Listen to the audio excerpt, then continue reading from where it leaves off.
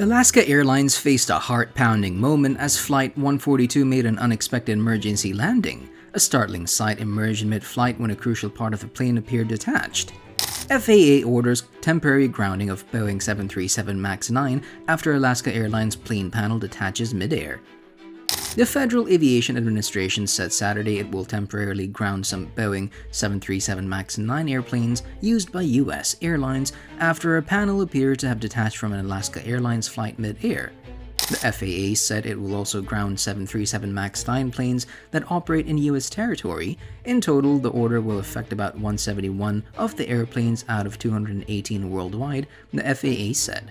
The FAA is requiring immediate inspections of certain Boeing 737 MAX 9 planes before they can return to flight. FAA Administrator Mike Whitaker said, "Safety will continue to drive our decision-making as we assist the National Transportation Safety Board's investigation into Alaska Airlines Flight 1282. No serious injuries were reported on the flight, which turned back and landed safely at Portland International Airport on Saturday evening.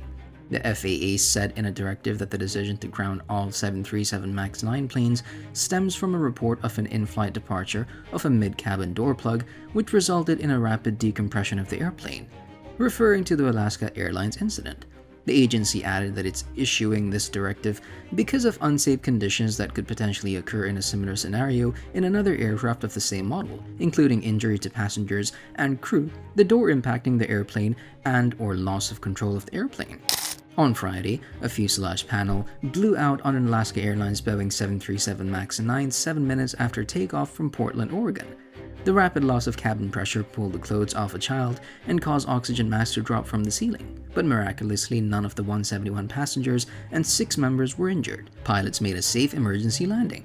The MAX 8 and MAX 9 differ mainly in size, is the newest version of Boeing's vulnerable 737, a twin-engine single-aisle plane frequently used on U.S. domestic flights.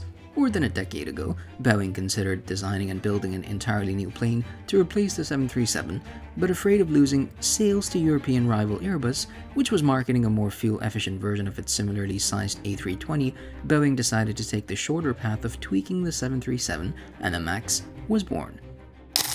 A MAX 8 jet operated by Lion Air crashed in Indonesia in 2018, and an Ethiopian Airlines MAX 8 crashed in 2019.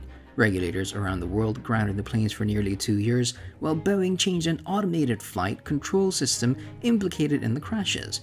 Federal prosecutors and Congress questioned whether Boeing had cut corners in its rush to get the MAX approved quickly and with a minimum of training required for pilots. In 2021, Boeing settled a criminal investigation by agreeing to pay $2.5 billion, including a $244 million fine. The company blamed 2 relatively low-level employees for deceiving the Federal Aviation Administration about flaws in the flight control system.